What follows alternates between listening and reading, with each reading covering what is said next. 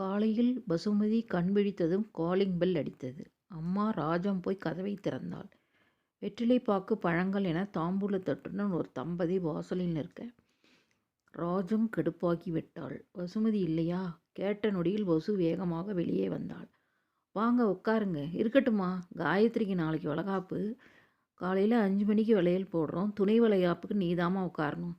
இதை வாங்கிக்கோ. உனக்கான மற்ற மரியாதைகளை சபையில் செய்கிறோம். நிச்சயமாக வரேன். அவர்கள் போனதும் அம்மா ராஜம்மா கோபமாக கதவை சாத்தினாள். துணை வளகாப்புக்கு போகிறதை நீ நிறுத்த மாட்டியா? எதுக்குமா நிறுத்தணும்? என்னை தேடி வந்து அழைச்சி மரியாதை செய்யும் பொழுது நான் ஏன்மா அதை மறுக்கணும்? வசுமதிக்கு கல்யாணம் முடிந்து 9 வருடங்கள் ஆகிவிட்டது. கணவர் பாஸ்கர் நல்ல வேலையில், ஆனால் குழந்தைகள் இல்லை. போகாத கோயில் இல்லை, பார்க்காத டாக்டர் இல்லை. குழந்தை பாக்கியம் கிடைக்கவில்லை. முதலில் சில வளைகாப்புகளுக்கு அவளை மாற்றுமனையில் உட்கார வைத்தார்கள். அதைத் தொடர்ந்து அந்த பெண்களுக்கு சுகப்பிரசவம் அமைய நாளாவட்டத்தில் வசுமதி மாற்றுமனை அமைந்தால் அது ராசி என பெயர் வர உள்ளூர் தாண்டி வெளியூர்களிலும் இது பரவ வசுவுக்கு மார்க்கெட் இது. அவளுக்கும் வளையல் போட்டு தாம்பூலம் சேலை என மரியாதை செய்து 1000 ரூபாய் பணமும் தர வசுமதிக்கு இது உற்சாகமாக இன்று 1000 5000 உயர குழந்தை வேண்டி பலர் ஏங்க வசுமதி மாற்றுமனையில் உட்கார்ந்தாள். 10,000 கூட தர தயாராக இருந்தார்கள். மாதம் 6 புக்கிங் குறைந்தபட்சம் வர ஆன்லைனில் வசுவை பதிவு செய்ய அவளது தேதி கேட்டு கர்ப்பிணி பெண்களின் பெற்றோர் நின்றார்கள். இது பற்றி யூடியூபில் பதிவும் சமூக வலைதளத்தில் வசுமதி பற்றிய பதிவு நேர்காணலில் நிறைய வந்தது. வசு மாற்றுமனையில் உட்காரும் வளைகாப்புகளுக்கு கவர் செய்ய கேமராவும் கையுமாக வந்து நின்றார்கள். இது வசு உட்காரும் 100வது வளைகாப்பு என கணக்கிட தொடங்கிவிட்டார்கள். வளைகாப்புக்கு வசுமதி என்ற பட்டம் வேறு. அம்மாவுக்கு சுத்தமாக இது பிடிக்கவில்லை. அம்மா, நான் சராசரியாக மாதம் 60,000 சம்பாதிக்கிறேன்.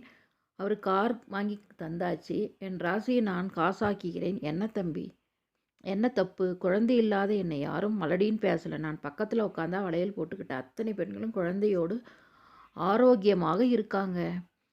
என் ராசி உலகம் முழுக்க பேசப்படுது. அப்புறமா என்னம்மா? ஏதோ வசு புறப்பட்டு விட்டாள். அவளுக்கு தலை சுற்றியது, வாந்தி வருவது போல் இருந்தது. உள்ளே போய் வாந்தி எடுத்தால் அம்மா வந்து கேட்க, நேற்று சாப்பிட்ட பஜ்ஜி சரியில்லை என்றாள். அதானே பார்த்தேன். 9 வருஷமாக வராத குழந்தை இப்போ வந்துட போகுதா? ஆனால் நான் தள்ளி இருப்பது வசுவுக்கு தெரிஞ்சது. 40 நாட்கள் கடந்து விட்டன. வளைகாப்புக்கு நேரமாகி விட்டதால் புறப்பட்டால் அவசரமாக அங்கே போய் வளைகாப்பு நல்லபடியாக முடிந்தது.